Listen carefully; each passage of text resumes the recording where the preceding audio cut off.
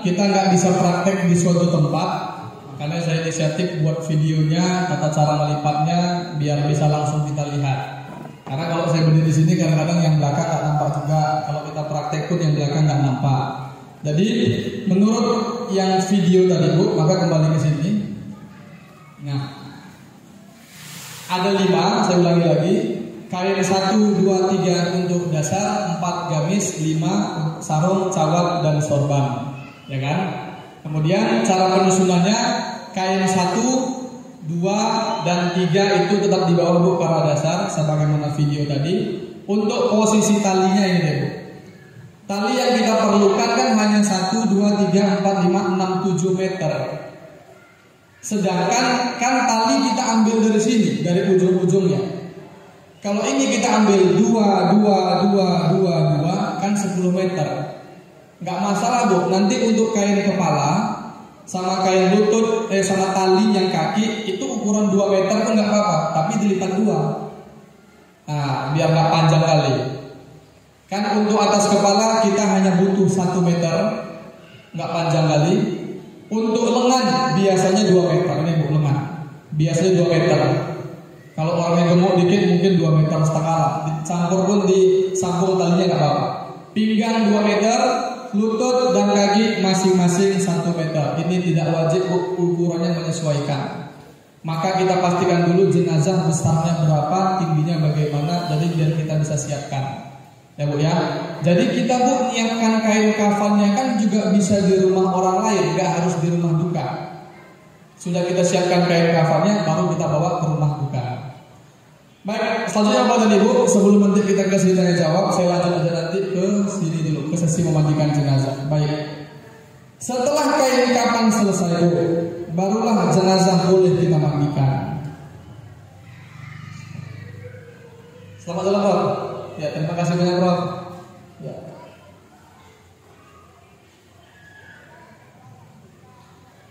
Baik, Bapak dan Ibu, setelah kain kafan tadi selesai, maka barulah kita bisa memandikan jenazah. Jangan sampai jenazah selesai dimandikan, kain kafan belum selesai. Oke? Memandikan jenazah Bapak dan Ibu, apa yang harus dipersiapkan? Sama Pak ya. Yang pertama, tempat pembaringan. Pasti semuanya sama Pak, ada 2.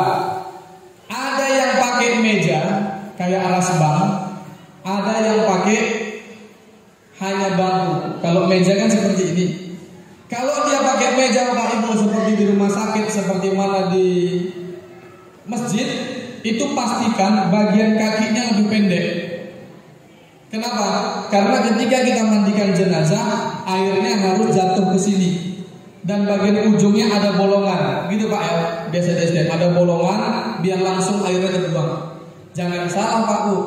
Jangan pula nanti di sini kakinya lebih pendek, kepalanya di sini. Begitu kita siram, numpuk semua air di kepala.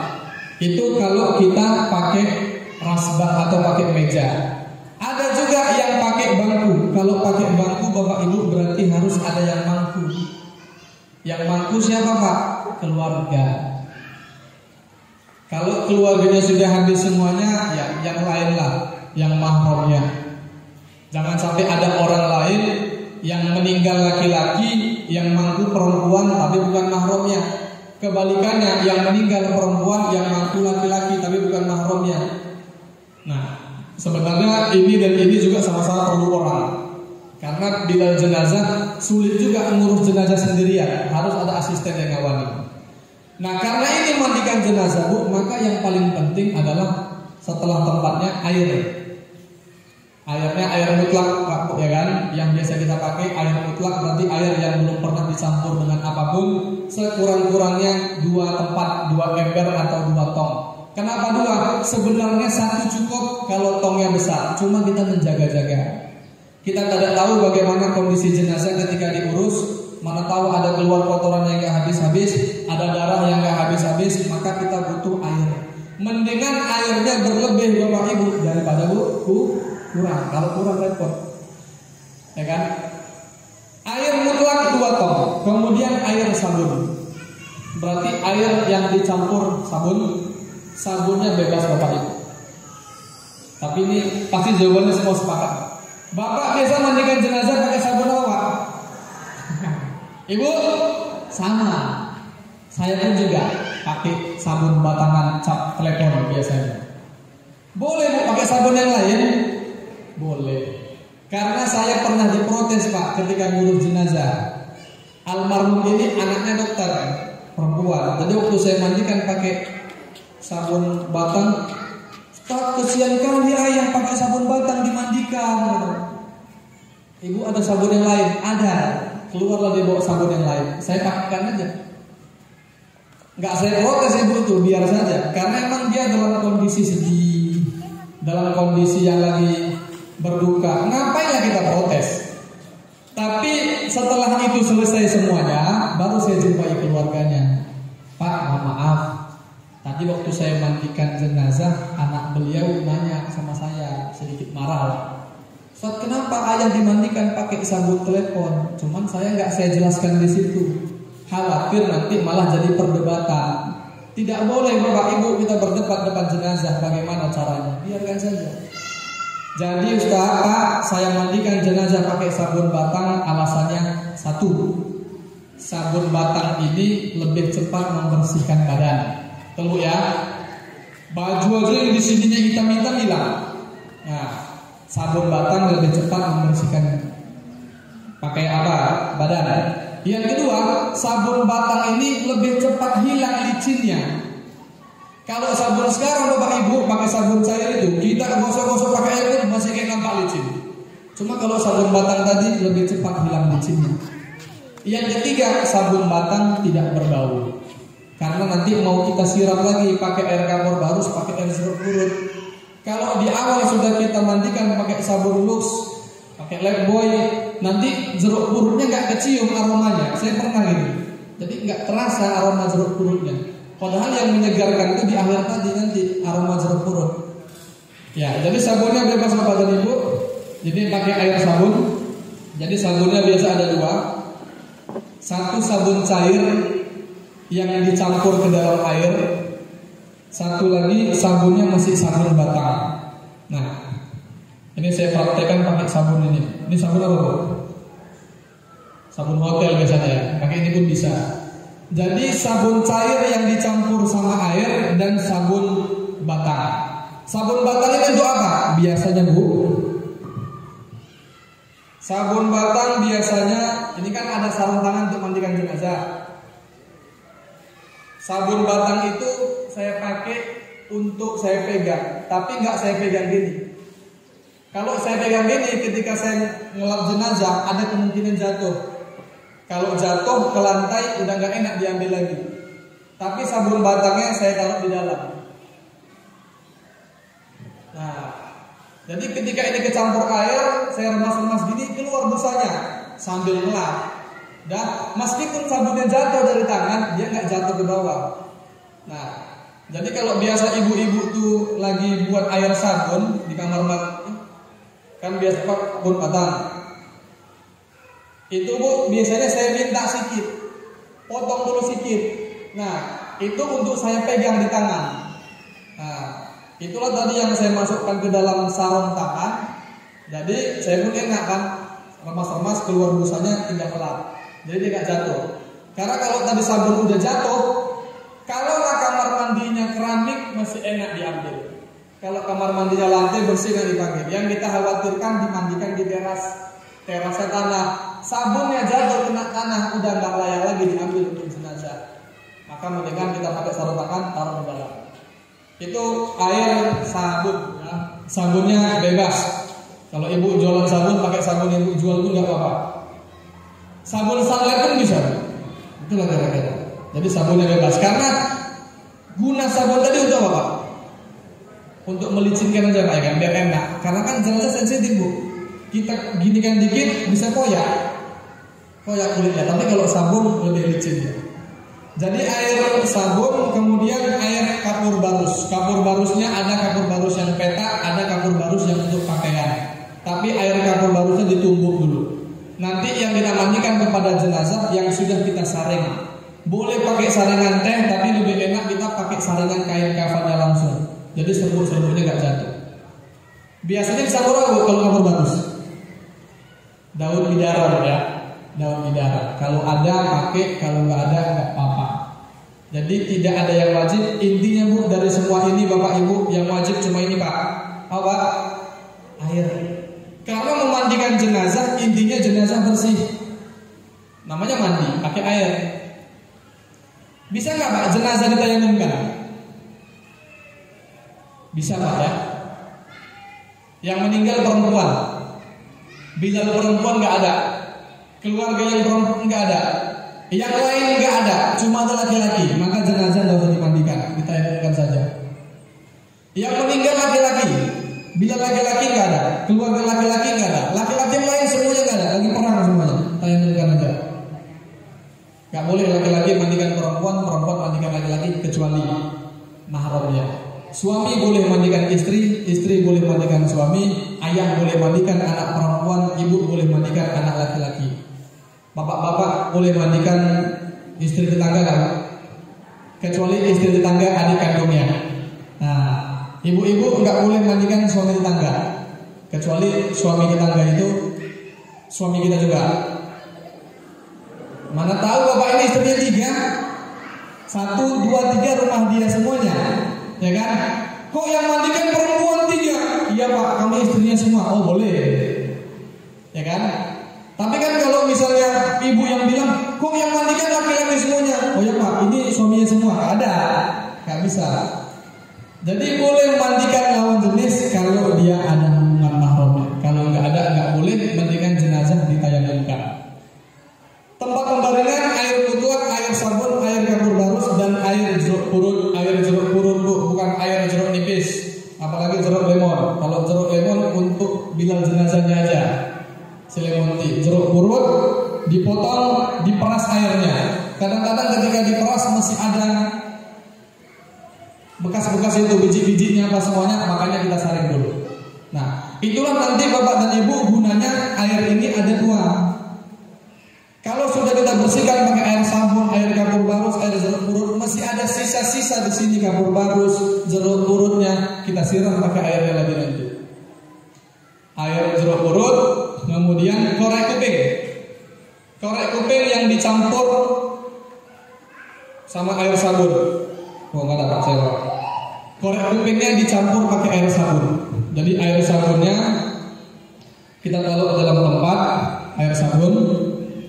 Ambil mangkok kecil, taruh jeruk korek kuping, taruh sama air sabun di situ. Untuk apa Pak?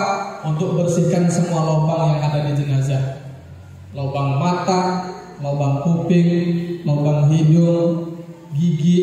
Mana tahu Bu jenazahnya meninggal pas habis makan, belum sempat kumur-kumur. Jangan digosok pakai cikaden.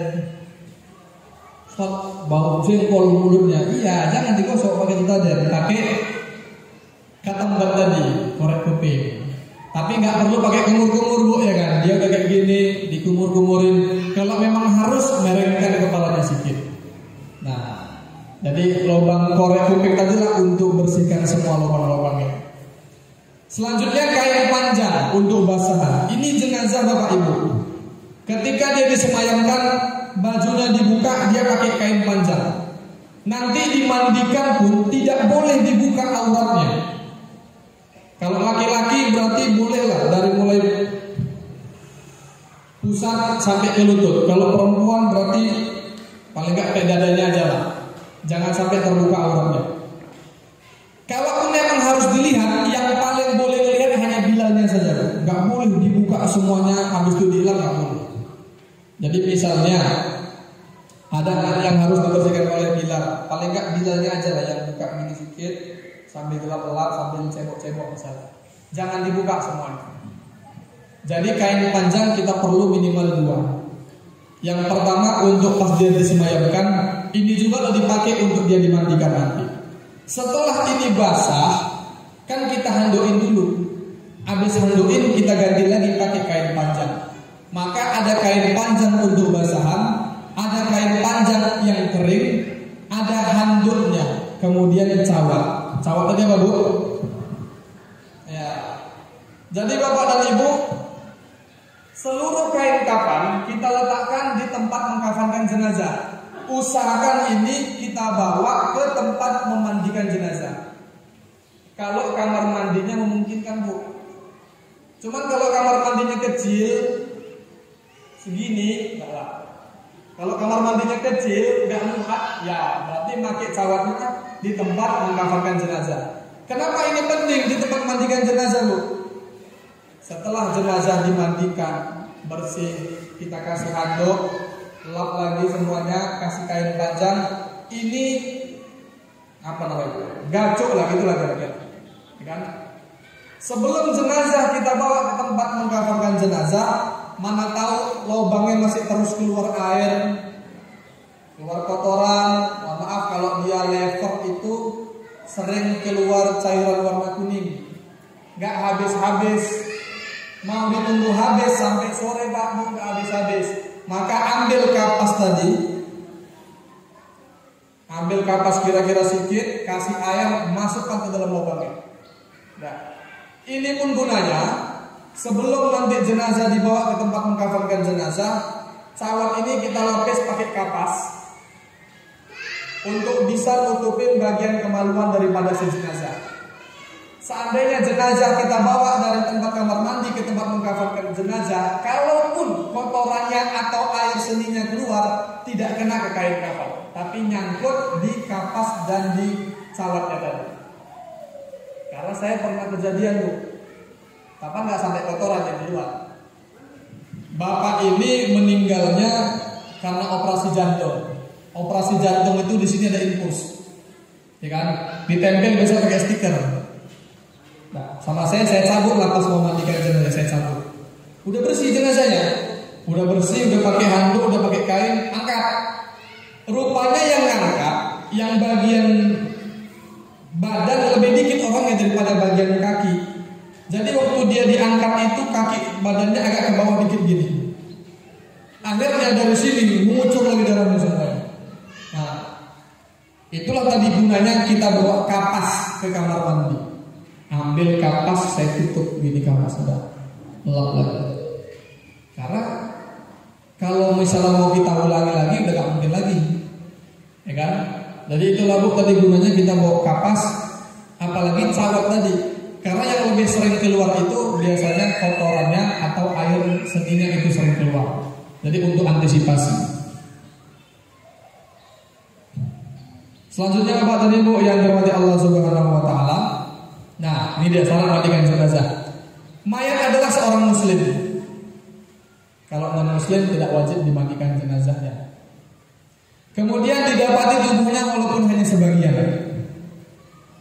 Selanjutnya, mayat bukan mati syahid atau jihad fisabilillah. Saudara-saudara kita yang di Palestina itu dinyatakan sebagai syahid, makanya dikuburkan tanpa proses memandikan jenazah dan tanpa dimakamkan, tanpa dikafankan, karena mereka dianggap syahid. Mudah-mudahan semuanya dapat dipertemukan oleh Allah Subhanahu wa taala, dan mudah-mudahan yang masih berjuang sana dapat dikuatkan oleh Allah Subhanahu wa taala. Dan kita selalu berdoa kepada mereka semoga semuanya segera berakhir. Ya, cuma doa lah mungkin sekarang bisa kita dukung kan. Mau ke sana nggak boleh, kita doakan aja lah. Jadi main seorang muslim ada tubuhnya didapati walaupun sebagian. Nanti kalau ada pertanyaan, Ustaz, kalau misalnya jenazahnya kecelakaan, kakinya putus, hilang, itu kayak mana cara ngurusnya? Nah, nanti ya. Mayatnya bukan mati syahid. Orang yang pernah mandikan jenazah dimandikan oleh orang-orang yang sejenis kelaminnya, walaupun bukan keluarga yang sejenis. Sebaiknya anggota keluarga. Pertanyaannya, Bapak, kenapa harus anggota keluarga, Pak? Untuk menutup aibnya, itulah. Untuk menutup aib si jenazah. Kita pun, Bu, kalau nanti mandikan jenazah, kan kita tahu ya, bapak ini sering berseteru sama siapa, ibu ini sering berantem sama siapa. Kalau ada kawannya berantem, tiba-tiba masuk ke tempat mandikan jenazah, mohon maaf lah, suruh keluar aja. Khawatirnya dapatnya nanti kesalahan, dapatnya aib, dibicarakannya kemana-mana. Yang kasihan bukan jenazah, ibu ini yang kasihan nanti. Karena jenazah itu aibnya harus ditutup-tutupi. Yang diomongkan harus kebaikan-kebaikannya saja. Makanya kesaksian sebelum dia diberangkatkan, ahadzal mayyit khair, walaupun dia ada kesalahan yang mungkin. Karena jenazah tidak boleh dibuka aibnya. Man satara musliman satarallahu lahu. Barang siapa yang menutup aib seorang muslim, maka akan ditutup aibnya juga oleh Allah. Maka bagaimanapun kita melihat jenazah ini bagaimana hidupnya, jangan sampai kita ceritakan aibnya. Maka penting ini adalah sebaiknya anggota keluarga jenazah pertama untuk menutup aibnya, kedua biar tidak ada rasa jijik. Jangan ditutup hidung, keluar kotorannya bau. Nah, kalau keluarganya sudah maklum. Apalagi memang dia yang diurus ini orang tua, yang masuk emang anaknya. Udah tahu dia, udah tiap hari dia ngurusi kotoran orang tuanya. Udah paham dia, udah hafal. Jadi tidak akan malu lagi. Tidak menceritakan aib jenazah kepada orang lain. Ini PR paling besar Bapak Ibu bagi di dalam jenazah. Tidak menceritakan aib jenazah kepada orang lain. Kalaupun harus diceritakan untuk pembelajaran, jangan sebut BK. Jangan sebut namanya, Bu. Saya pernah kemarin urus jenazah. Misalnya gitu. Payah kalau dibersihkan. Jangan sebut nama orangnya. Sekedar untuk pembelajaran saja. Apabila tidak mendapatkan orang yang sejenis atau tidak ada keluarga muhrim, lebih baik jenazah ditayamumkan saja. Alhamdulillah kita sampai sekarang belum pernah menayamumkan jenazah. Karena memang Indonesia insya Allah orang yang solid. Meskipun keluarga tidak ada, tetangga samping rumah itu sudah lebih daripada keluarga.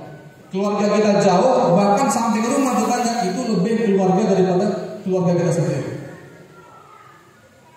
Cara mandikan jenazah. Pertama Bapak Ibu dengan niat.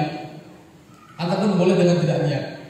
Karena niatnya bukan niat untuk kita, tapi niat untuk objek yang mau kita urus. Tapi biasanya niat untuk memandikan jenazah sama seperti niat mandi junub, nawaitul ghusla, tapi ada tambahannya.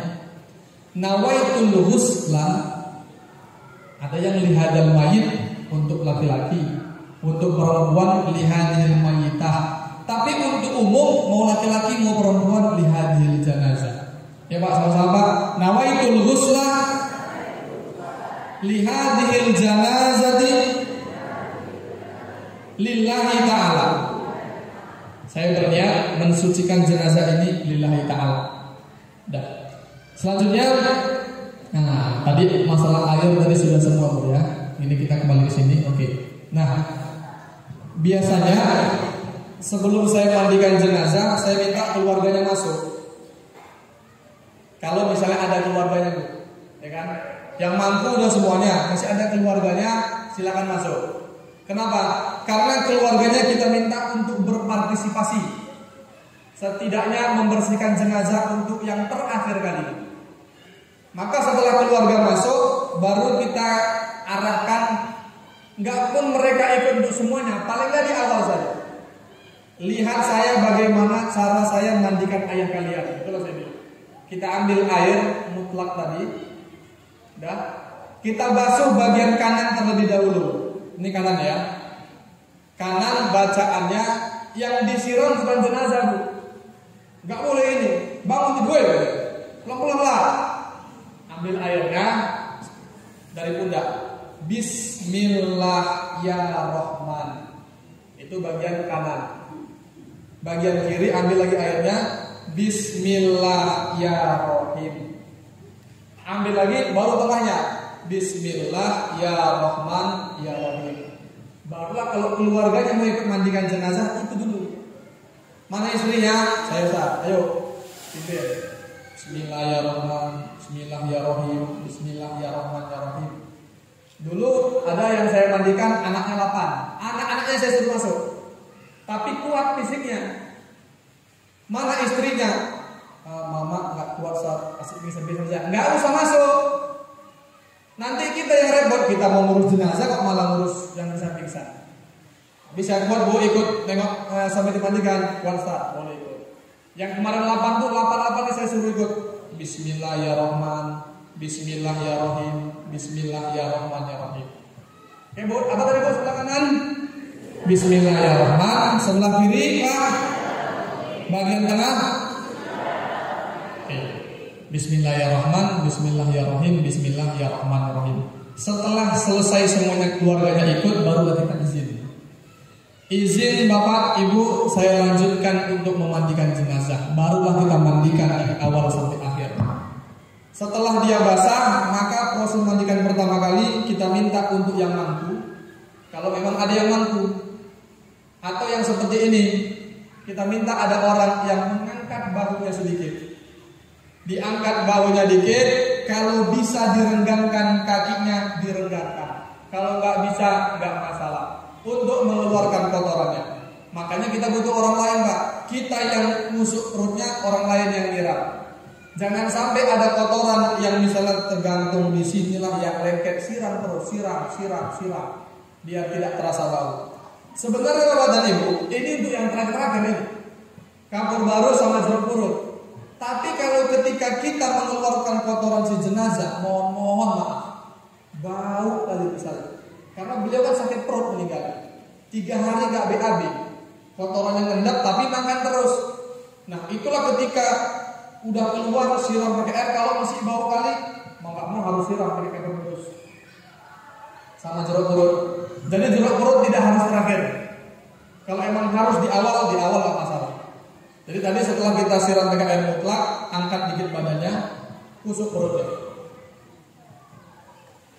Kusuk perutnya bentuk, jangan sampai dibuka auranya. Maka bilalah mungkin yang sekedar lihat aja. Kusuk perutnya sambil siram, kusuk perutnya sambil siram kotorannya. Ya, sambil tangan kiri, tangan kanan megang perut, tangan kiri pegang bawah. Sambil cebok. Makanya tangan kiri itu disunahkan pakai sarung tangan. Yang karet Bu ya kan? Kalau yang kanan kan sarung tangan yang ini biasanya yang kain untuk bisa berbusa. Kalau yang kiri pakai yang karet. Kalau yang kiri pakai yang kain apa gunanya? Kalau ditaruh bawah, ya nempel di sini kotorannya, ya kan? Pakai kain.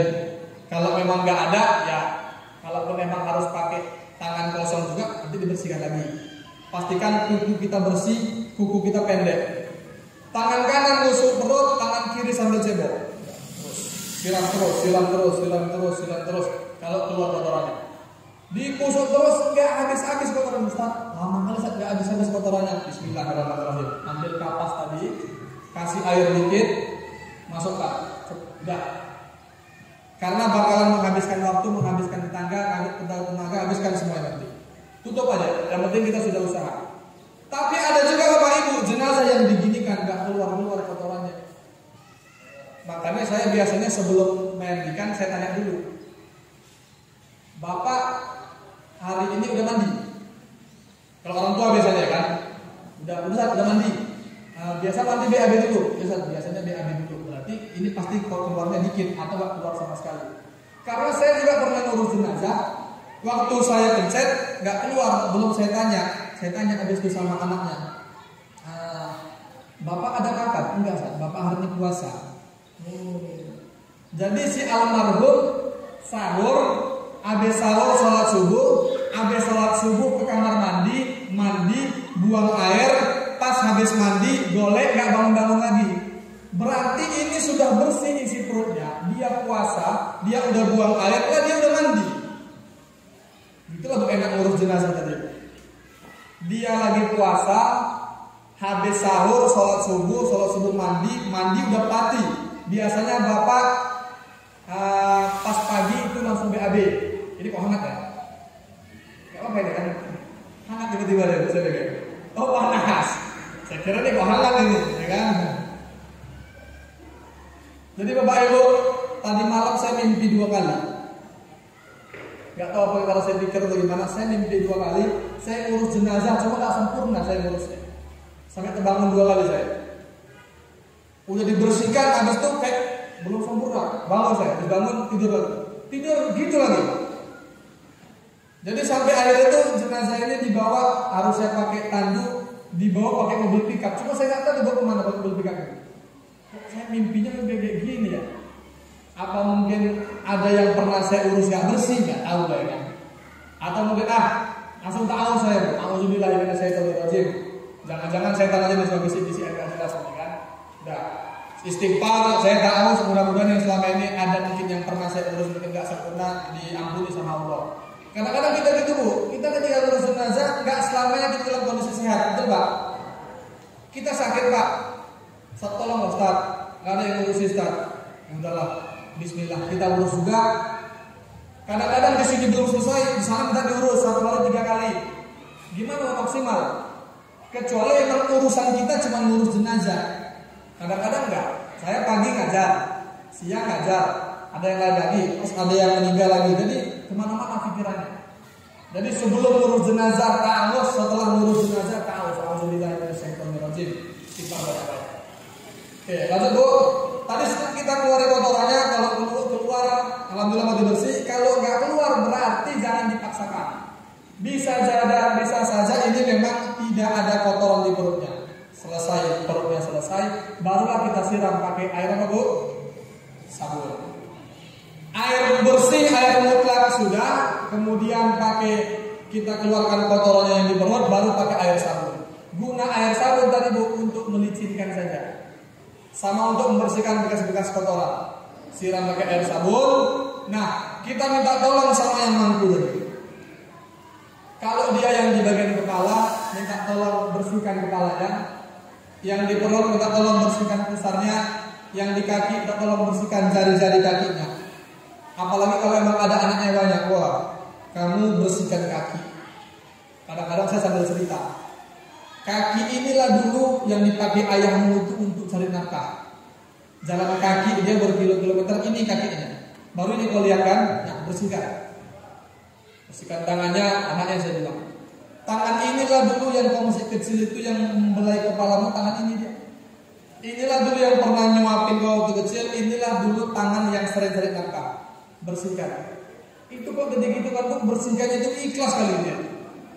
Benar-benar dibersihkannya. Karena kalau kita bilang udah, belum Ustaz. Udah, belum Ustaz, belum puas. Karena mungkin baru itulah dia ngeliat kaki ayahnya. Sampai ada yang bilang kasar Ustaz ya kaki ayahnya. Baru itu ngeliat kaki ayahnya. Iya kan? Kasar Ustaz ya tangan ayah. Itulah tangan yang tidak berjadi nafkah itu.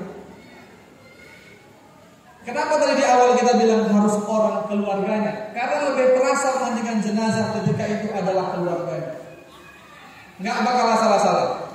Nggak ada rasa jijik. Bersihkan kupingnya. Kuping bersihkan lubangnya itu. Mulutnya, hidungnya. Kadang-kadang pun bersihkan itu enggak kali dia pakai ketembak, pakai tangannya langsung. Baru itulah mungkin dia nengok wajah ayahnya, nggak bisa ngapa-ngapain lagi, kakinya. Jadi penting memang anak atau siapapun itu kita kasih tahu atau kita kasih wasiat loh.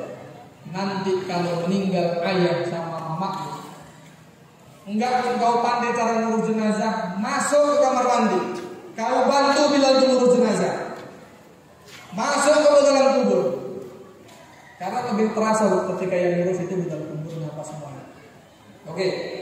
Setelah tadi pakai air sabun, bersihkan semuanya, kupingnya, belakang kupingnya, ketiaknya, tangannya, pusarnya, kakinya, jari-jarinya. Nah, untuk lebih maksimal biasanya kita merengga. Atasnya sudah merengga. Kalau kita merengga gini Bu, pastikan ini jangan terbuka. Tutup juga. Udah? Ini kita bersihkan lagi semuanya. Selesai bagian belakang, kemudian bagian depannya dimerengkan gitu lagi, ketiaknya semuanya Bu. Jangan sampai ada sisa Pak, dari mulai ujung rambut sampai ujung kaki. Kalau rambutnya panjang, rambutnya semua dibersihkan. Cuman kalau botak enggak lah, butuh banyak kali kita sabunnya kan, sabunnya. Cuman kalau di rambutnya panjang, ya kan, kalau perempuan biasa disunahkan dikucir dulu, dikepang. Kenapa harus dikepang Bu? Biar gak berserak rambutnya. Kalau lepas ya mesti nyangkut-nyangkut. Nanti kalau dibuka semua ya, rambutnya itu pas disiram rontok jadi kerjaan. Kalau bisa jangan sampai ada bagian dari tubuh jenazah yang jatuh. Biar itu semuanya kita mandikan, kita bersihkan. Oke Bu ya, air mutlak, air putih sudah, air sabun bersihkan semuanya, sudah bersihkan semuanya ke tempat dari semuanya. Selesai, nah baru kita siram kembali, kita bilas pakai air mutlak. Air mutlak, air bersih. Kita bersihkan sampai betul-betul kesat. Tadi kan licin. kesat. Kalau udah kesat berarti udah. Kalau udah kesat berarti udah. Sambil Bu, kadang-kadang kita kan manusia biasa Pak. Kita ada salah, ada hilaf. Tanya juga lah sama yang duduk tadi nih, sama yang mangku ini. Ada lagi yang belum bersih. Jangan kita percaya diri kali, mandikan. Saat belum bersih nih, udah bersih tuh, lagi. Karena kadang-kadang kita hilaf, saat ini belum bersih. Atau tanya, ada lagi yang belum bersih? Kalau perlu keluarga yang tanya banyak kesaksian. Bu, ada lagi yang belum saya bersihkan? Ada lagi kira-kira yang belum sempurna? Kalau udah, alhamdulillah. Selesai kita basuh pakai air mutlak tadi, air sabunnya sudah, air mutlak lagi, barulah kita siram pakai air kapur barus. Kalau saya Pak Bu biasanya kapur barus dulu, baru jeruk nipis. Jeruk nipis. Ini haus mungkin ini jeruk purut. Tapi ada satu daerah juga yang jeruk purut dulu, baru kapur barus. Ada yang nggak pakai dua-duanya, masalah. Mana Bu dari jeruk nipis? Kalau saya berdiam udah. Oke, jadi selesai tadi dibilas, kita siram lagi, Bu, pakai air kapur barus. Saya biasa nggak minum, nanti biasanya minum. Kalau awas, ambil air kapur barus tadi, kita siram sebagaimana siram di awal tadi. Dari kanan dulu, Bismillahirrahmanirrahim. Sama-sama Bu, sebelah kiri. Bagian tengah mesti ada sisanya. Nah, suruhlah keluarganya nasihatkan untuk nyiram lagi. Selesai pakai kapur barus, baru pakai air jeruk purut. Sebelah kanan Pak, sebelah kiri, tengah. Oke, selesai. Masih ada sisa-sisa jeruk purut tadi, siram pakai air biasa tadi nggak masalah. Siram pakai air biasa, udah. Selesai. Ada yang kurang Pak? Kita wudhukan. Karena dia nggak bisa wudhu sendiri Bu. Nggak ada wudhu bisa. Kita wudhukan. Boleh pakai gayung, boleh pakai selang, sama kita dimandikan juga. Enaknya memang kita mandikan itu ada juga selangnya yang megang selang. Jadi kita sambil nyiram, ada juga terus yang nyiram selang. Ah, terus tapi jangan yang kencang Pak ya kan? Yang pelan-pelan aja. Apa dia nyiram bawah lagi, nyiram bawah terus itu enaknya kalau airnya banyak. Dah, kita wudhukan.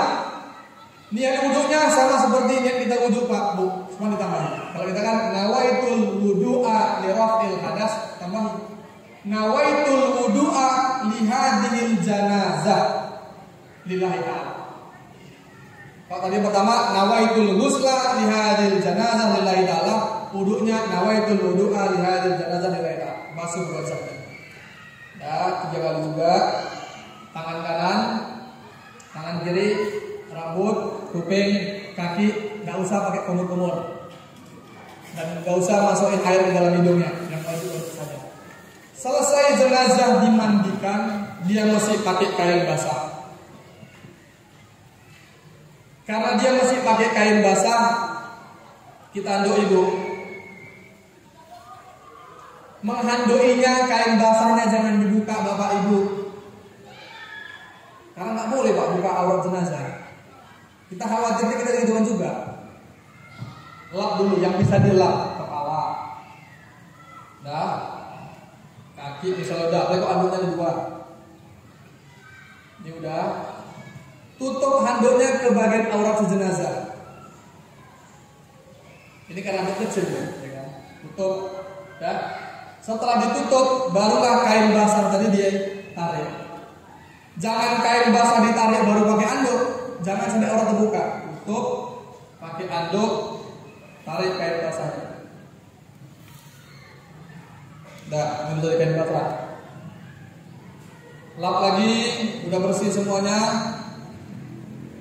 Kan mau dibawa ke tempat mengkafankan jenazah Bu, ganti kainnya pakai kain yang kering.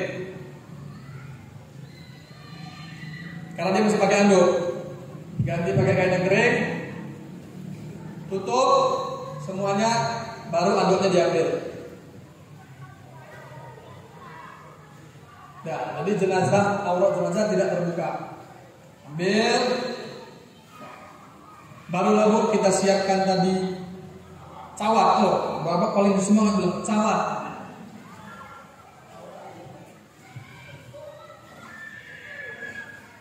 Cawat, ini kayak jual kain bu. Nah ini dia.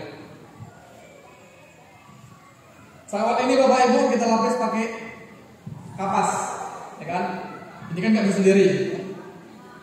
Taruh di bawah jenazah, minta tolong sama yang lainnya, sama yang ikut mantu tadi.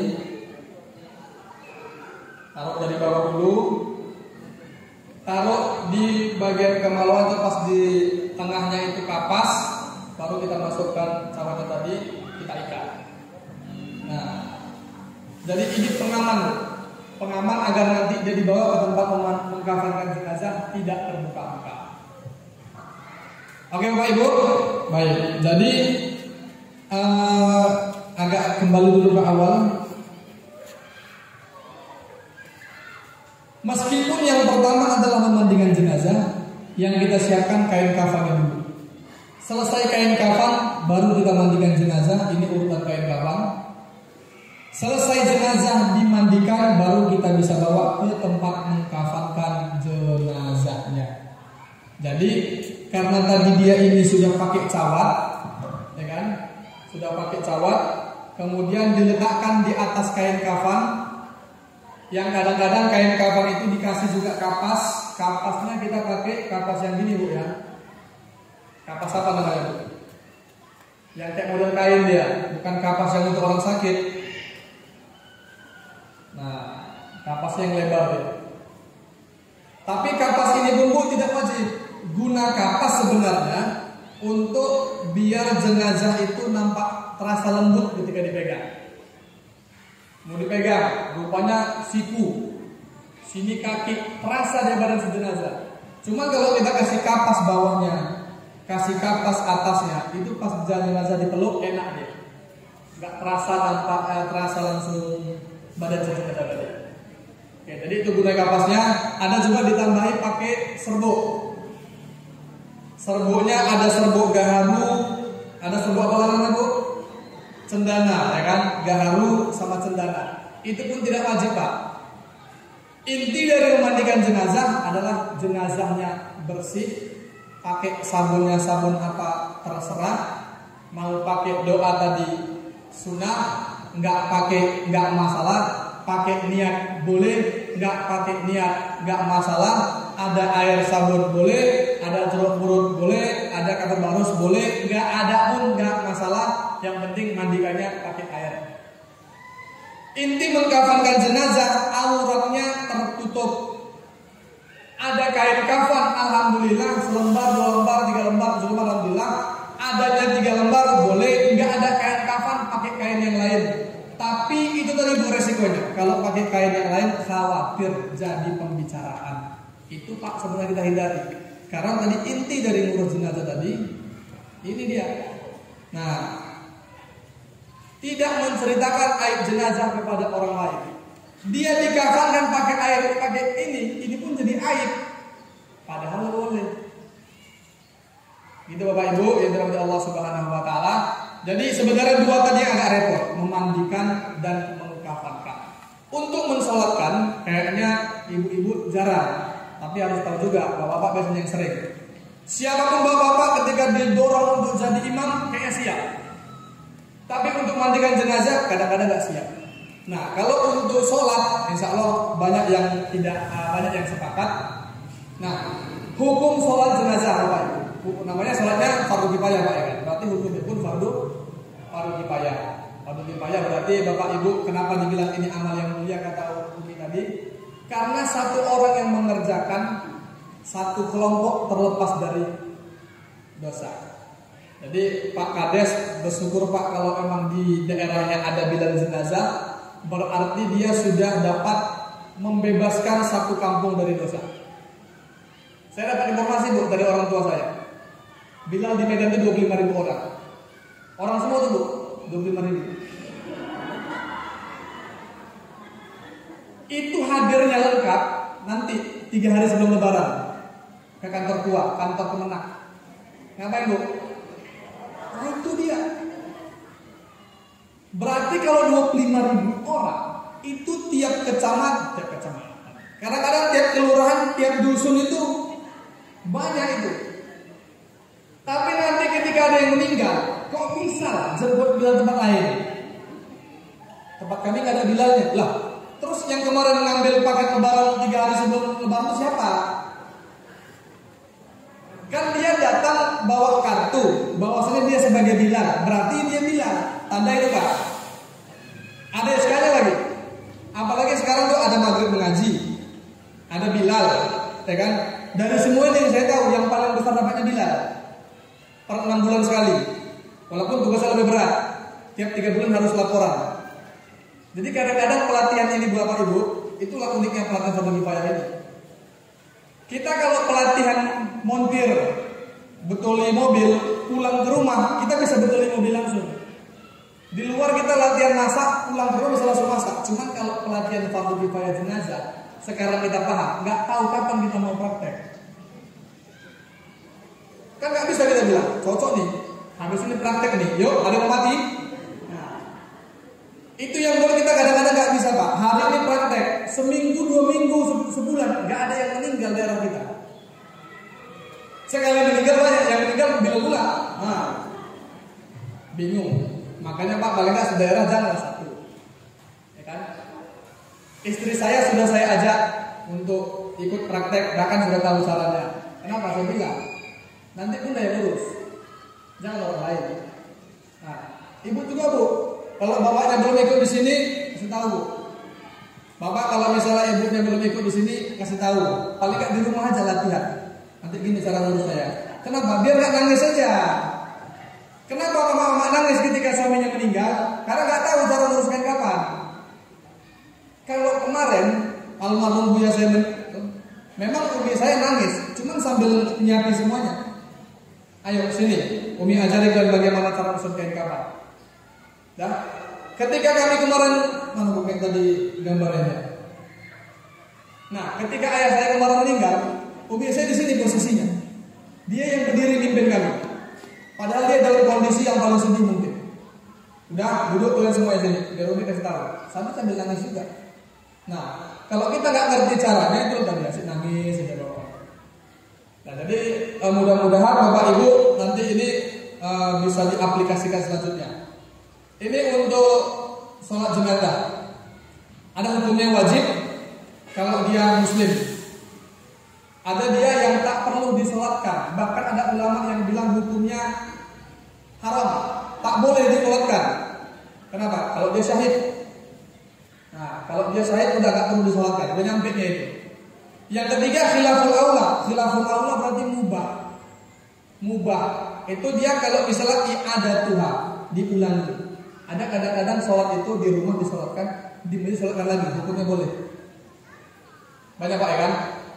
Nah, di rumah disolatkan dulu, habis itu masih banyak yang belum sholatkan. Tapi sekali udah disolatkan, enggak masalah. Mau berkali-kali pun disolatkan boleh. Enggak sampai jumpa sama jenazah mau sholat goib pun boleh. Tapi Bapak dan Ibu, syarat sholat jenazah harus sudah dimandikan. Dengar kita kabar, ada ulama misalnya yang meninggal di Tanjung Pura, mau dibawa ke Aceh, ya kan? Pas pula zuhur, habis itu kita umumkan, Pak Ibu, setelah sholat zuhur nanti mari sama-sama kita sholat goib untuk ustadz kita ini. Pastikan dulu ustadz itu di Aceh dan dimandikan, ya kan? Kalau dia belum dimandikan di sana masih baru nyampe, belum dimandikan, jangan disolatkan dulu.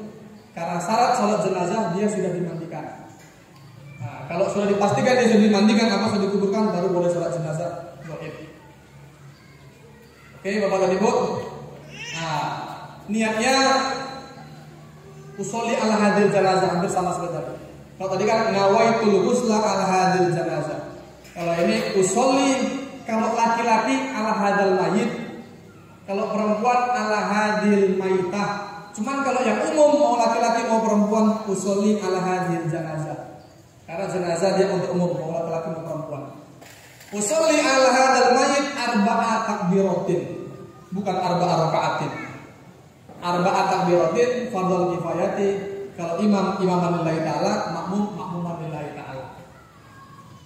laki-laki, perempuan. Jenazah yang mau disolatkan dua. Usolli ala hadhil maitatani. Jenazahnya banyak. Usolli ala hadhil mauta. Ustaz enggak paham pakai bahasa Arab Indonesia. Saya niat untuk jenazah, salat jenazah. Boleh sebut namanya? Boleh kalau tahu. Kalau nggak tahu jangan sebut namanya, nanti salah orang. Karena dalam usul fiqh dijelaskan kalau kita salat jenazah salah orang, salatnya nggak sah. Misalnya salatnya salat jenazah untuk yang banyak. Yang meninggal ada 11 orang korban kecelakaan. Lah kita niatnya, saya niat salat jenazah untuk 10 orang lillahi ta'ala. Yang meninggal berapa, Bu? Niatnya berapa orang? Pertanyaannya, berapa yang disolatkan? Yang mana? Nggak tahu, maka salat jenazahnya nggak sah. Kecuali saya niat salat jenazah untuk Pak Ahmad, Pak Muhammad, Pak Ibrahim, Pak ini, Pak ini, Pak ini, Pak ini, Pak ini, yang nggak disebuti, berarti belum disolatkan. Tapi kalau saya niat salat jenazah untuk 10 jenazah lillahi ta'ala, padahal 11, berarti nggak sah salatnya. Mendingan biar aman nggak usah pakai nama. Saya niat salat jenazah untuk jenazah yang ada di depan itu lillahi ta'ala. Enggak. Ikut aja. Bacanya tidak pakai suara zihar, suara dalam hati saja. Nah, biasanya Bapak dan Ibu, saya kalau ngurus jenazah nggak bisa anaknya mandikan, nggak bisa dia mengkafankan. Setidaknya saya paksa dia untuk bisa jadi imam. Imam nggak bisa Ustaz. Bacaannya hafal. Hafal cuma nggak panjang. Yang pertama apa? Fatihah. Kedua salawat. Ketiga nggak hafal Ustaz. Allahumma ighfir lahu bisa. Allahumma ighfir lahu udah cukup. Yang keempat Allahumma la tarja'ra udah cukup kalau nggak hafal. Nanti doanya biar saya bilang itu. Saya bilang kamu jadi imam, saya briefing dulu apa ya kan, nanti doanya biar saya. Jangan lagi saya jadi imam. Udah mandikan nggak bisa, mengkafankan nggak bisa, masa jadi imam juga bisa. Jadi imam dulu di sini, nanti doanya biar saya. Nah, kayaknya kita sepakat Pak tentang bacaan semuanya. Pertama itu takbir pertama surat Al-Fatihah. Takbir yang kedua salawat Allahumma sholli ala sayyidina Muhammad. Kalau selesai alhamdulillah, kalau Allahumma sholli ala sayyidina Muhammad cukup. Tapi kalau sempurna fil alamin innaka hamidum majid. Takbir ketiga Allahumma ighfir lahu. Kalau sampai cukup sampai habis alhamdulillah. Kalau enggak Allahumma ighfir lahu warhamhu wa'afihi wa'fu. Kan kita enggak baca pakai suara zina, pakai suara khafi pelan, ikhfa. Yang keempat Allahumma la tahrimna ajrahu wa la taftinna ba'dahu waghfir lana wa lahu. Assalamualaikum warahmatullahi. Selesailah salat jenazah. Tapi yang paling sering jadi masalah salat jenazah ini. Bacaannya enggak bermasalah, Bu. Yang paling sering ini. Posisi. Di mana posisi imam? Jangan jenazah, Pak, karena jenazah enggak bisa bergerak. Harus imam yang menyesuaikan. Salah ini. Geser dikit. Enggak bisa. Kita yang geser. Kalau jenazahnya laki-laki, imam sejajar sama kepala. Ya Pak? Kalau jenazah perempuan, imam sejajar sama perut. Kalau dia jenazahnya laki-laki perempuan, ini kita buat langsung 2 kali, langsung 2 yang disolatkan. Ini laki-laki, ini perempuan. Ini kan laki-laki Bu, berarti saya sejajar sama kepala. Ustaz, istrinya pun meninggal juga, sama-sama meninggal. Oh, taruh sini. Berarti di sini perutnya. Berarti perut si perempuan sejajar sama kepala laki-laki. Nah, jadi Bapak Ibu nggak harus sholatnya 2 kali, tapi kecuali Ustaz ada wasiat, anaknya yang harus jadi imam. Ini nggak keluarga pula ini, oh ya udahlah 2 kali. Bapak ini dulu, mana anaknya? Imam. Selesai, ibu ini mana anaknya? Kecuali memang udah keluarga, sekalian aja. Yang meninggal laki-laki perempuan, 2 laki-laki 2 perempuan. Berarti 2 laki-laki di sini kepalanya, perempuan ini perutnya 2. Usolli ala hadhil mauta, atau saya niat salat jenazah untuk semua jenazah lillahi ta'ala. Doanya nanti Allahumma ighfir lahum warhamhum wa'afhim wa'fu anhum. Kalau laki-laki Allahumma ighfir lahu, perempuan Allahumma ighfir laha. Kalau 2 orang Allahumma ighfir lahuma. Kalau banyak Allahumma ighfir lahum. Tapi kalau pun salah nyampe itu. Apa? Ini laki-laki, ini perempuan. Nah, gini Pak. Kadang-kadang jenazah dibawa ke masjid pakai tandu Pak. Kayak keranda. Kalau dia laki-laki, kalau dia perempuan enak. Imam berdiri di tengah. Mau kepala kanan, mau kepala kiri, pas. Ini jenazah laki-laki, ya kan? Jenazah laki-laki ditaruh dalam keranda. Maka imam harus tahu yang mana kepalanya. Jangan main asal sudut kepala ini. Habis selesai dia kedua kaki rupanya. Kalau perempuannya jelas tengah. Kalau laki-laki pastikan dulu. Maka bagi bapak-bapak yang ngurus untuk mengkafankan jenazah, sebelum dia masuk ke dalam tandu atau ke dalam keranda, kasih tanda yang mana kepalanya. Karena kadang-kadang yang mengkafankan tidak ikut ke masjid. Yang ngangkat nggak ikut sholat. Habis ngangkat tahu deh nih di kepala. Kalau naik masjid nunggu di luar dia. Imamnya bingung, ini mana kepala, mana kaki. Yang ada bacaan Allahnya Ustaz, sama-sama ya bacaan Allah juga. Yang ada bunganya, sama-sama ada bunganya. Buka. Gitu Pak ya. Itu yang pertama. Yang kedua, di mana posisi kepala? Apakah sebelah kanan imam atau sebelah kiri imam? Apakah sebelah utara atau sebelah selatan? Kalau ini saya sering menerangkan kepada masyarakat, biasanya di sini gimana Pak? Kepalanya kiri atau kanan? Saat kepala sebelah utara di sini biasanya utarakan. Saat utara sebelah selatan kan, terserah. Intinya imam sejajar sama kepala kalau laki-laki, kalau perempuan imam sejajar sama perut. Mau kepalanya utara, selatan, terserah. Jangan sampai bapak ibu kita berdebat depan jenazah. Sabunnya gini, cara basuhnya gini, kainnya gini. Enggak usah berdebat dulu. Ya kan? Ini untuk memandikan, menyolatkan jenazah. Besarnya pahala sholat jenazah disebutkan oleh Rasulullah itu qiratun. Qiratun itu satu qirat sebesar 2 jabal Uhud, berarti besar. Apa kata Rasulullah? Man syahidal janazah hatta yusolliya. Barang siapa yang ikut sholat jenazah maka baginya pahala 1 qirat. Barang siapa yang ikut jenazah sampai dia dikuburkan maka pahalanya 2 qirat. Ditanya, apa itu qirat? 1 qirat itu sebagaimana 2 gunung yang besar pahalanya. Jadi kalau kita ikut proses tadi memandikan, enggak pun kita mandikan, cuma kita hadir di rumah, mengkafankan, sampai disolatkan, dapat 1 qirat pahala. 1 qirat berarti sebesar 2 jabal Uhud. Sampai dia dikuburkan, dapat 2 qirat, berarti dapat 4 pahala sebesar 4 jabal Uhud. Begitulah kira-kira. Tapi ibu-ibu biasanya jarang untuk ikut ke kuburan. Biasanya kalau bapak-bapak. Jadi disunahkan Pak, sebagai bekal kita setidaknya hadirlah kita ke pemakaman siapapun itu.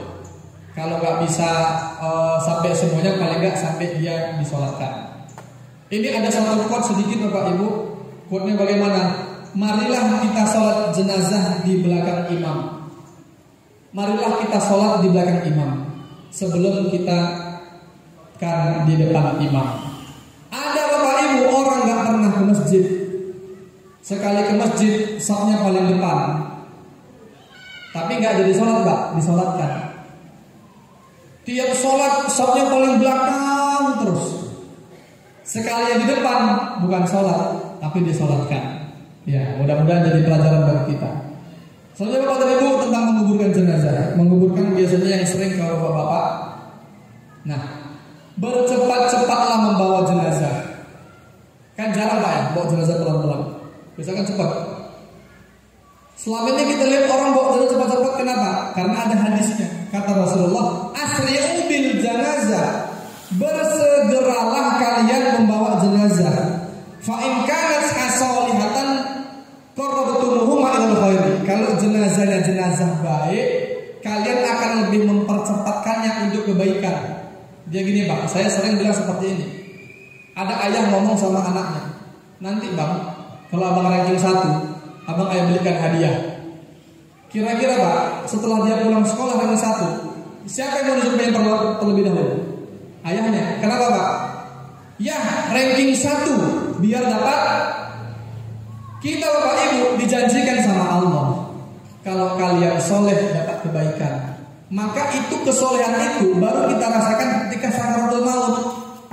Dinampakkan surga, nampakkan kebaikan-kebaikan. Maka jenazah paling senang dipercepat.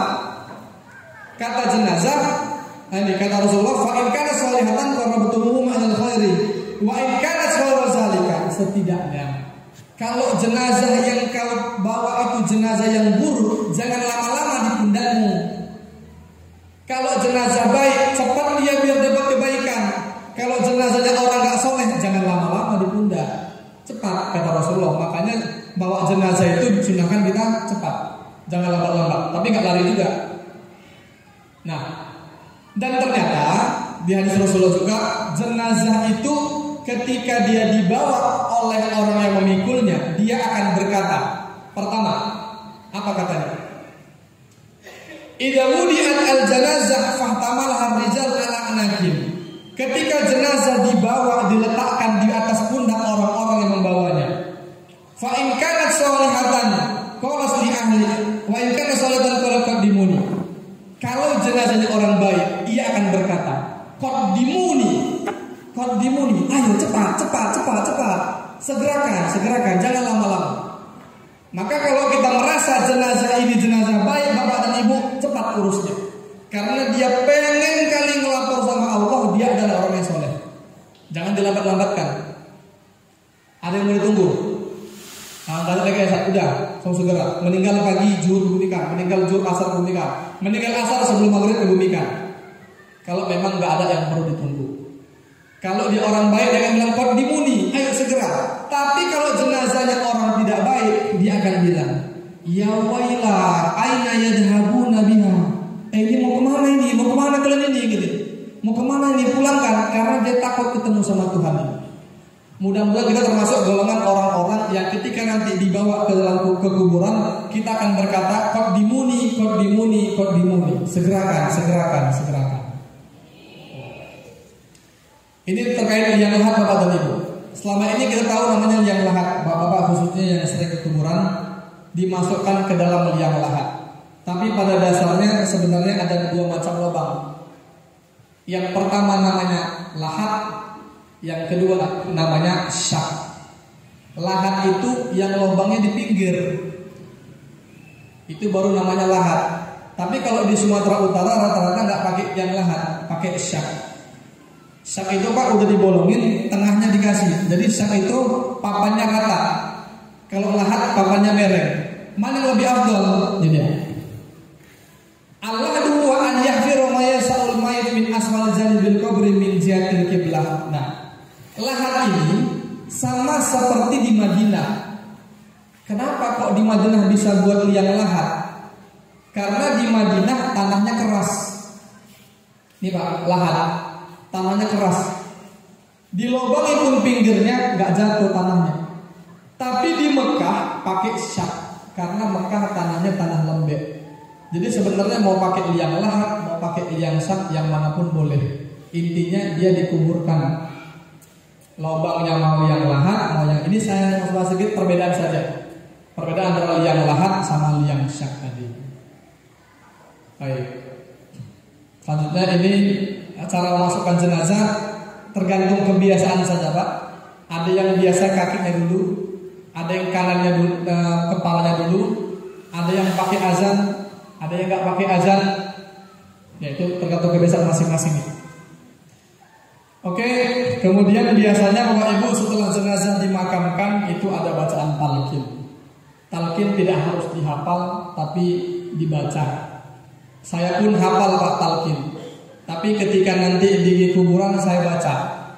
Kenapa? Setidaknya bagi pelajaran bagi yang lain talqin boleh dibaca. Jadi nggak harus hafal. Ada talqin yang lengkap, ada yang nggak lengkap.